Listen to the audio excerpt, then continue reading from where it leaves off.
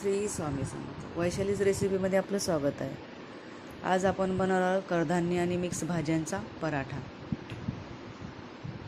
त्यासाठी आपण इथे घेतलेलं आहे बघा,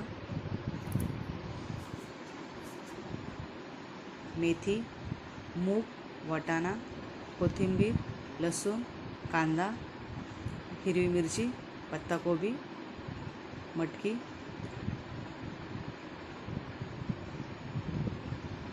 आणि मका. तर चला तर आपण हे सर्व वाटून घेऊया. चला तर आपलं वाटून घेतलेलं आहे. तर आपण पिठाकडे वळूया. हे मी पीठ घेतलेलं आहे गव्हाचं. त्याच्यामध्ये मी नमक टाकते स्वादानुसार.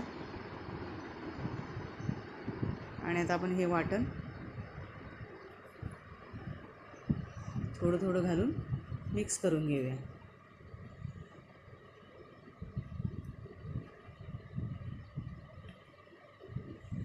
थोडीशी मी हळद पण ॲड केली याच्यामध्ये. तर चला तर आता ह्याचा गोळा करून घेऊया. जास्त घट्ट पण नाही करायचं आहे. चपाती एवढा पातळ ठेवला तरी चालेल. चला तर आपला गोळा मळून झालेला आहे.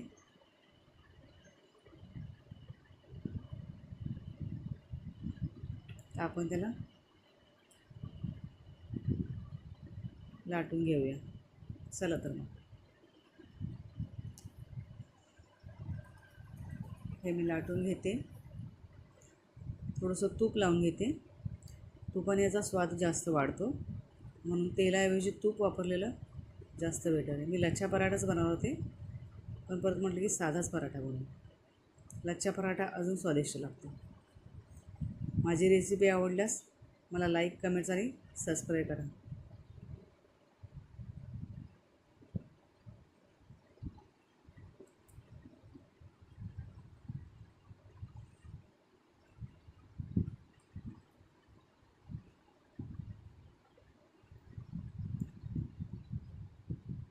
चला तर आपण हा भाजून घेऊया.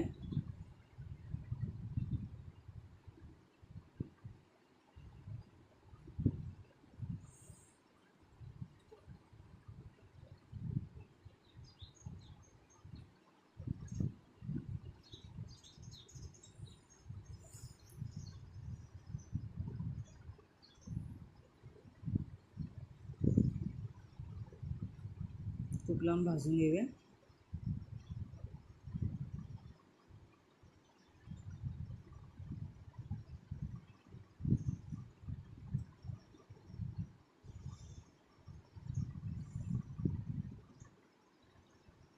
हा पराठा खास मी माझ्या मुलासाठी करते, कारण त्याचे खूप नखरे असतात भाज्या आणि कडधान्य खाण्याचे. त्याच्यामुळे मी हे सगळं मिक्सरला लावून वाटण करून घेते आणि त्याचा पराठा बनवते. आता चवीने खाईल तो.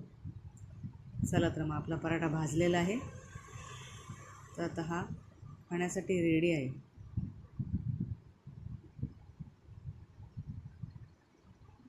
चला तर दही आणि लोणच्याबरोबर हा मी माझ्या मुलाला खायला देते.